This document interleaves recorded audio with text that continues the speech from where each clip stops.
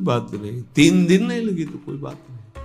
उन्हीं के तो आश्रित, मान लो कोई ऐसी शरीर की अव्यवस्था, प्रमाद नहीं होती, प्रमाद नहीं होता भक्तों में। आश्रय हमारा प्रभु का, जैसी उनकी रुचि हो वैसा चलावे। बहुत बढ़िया साधन बन गया तो हमें कोई हर्ष नहीं है, और कोई साधन नहीं हुआ तो हमें कोई शोक नहीं है। ये स्थिति समझना बड़ा कठिन है। जब तक उपासक भगवान के आश्रित नहीं होता तब तक वो किसी न किसी पराधीनता को स्वीकार करता रहता है, और इसीलिए उसका दुख नहीं मिटता। अन्य आश्रय परिणाम दुख, ध्यान रखना।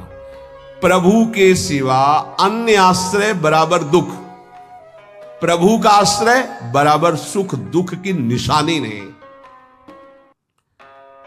संसार में प्रगट आश्रय भोगों का, शरीरों का, पदों का, धन का बड़ा आकर्षण है।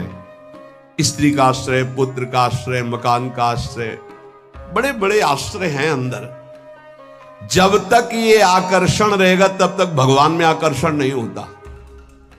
और अंदर सब आकर्षण में वही कृष्ण का है। भगवान का आश्रय होते ही त्रिभुवन की प्रिय से प्रिय वस्तु से राग खत्म हो जाएगा। ये पहचान है, कोई प्रिय नहीं लगेगा।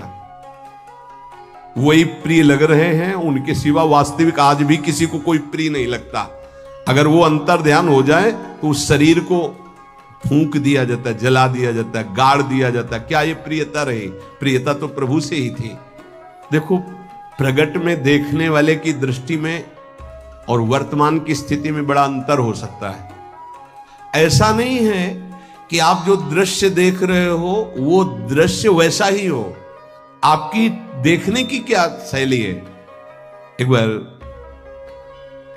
यही बात अकबर से जब कहा बीरबल ने कि देखी हुई बात गलत हो सकती है, अपना चिंतन जैसा होता है वैसे ही दृश्य दिखाई देता है, उसको भी समझना चाहिए, ना कि जो हमें दिखाई दे रहा है वही सत्य है।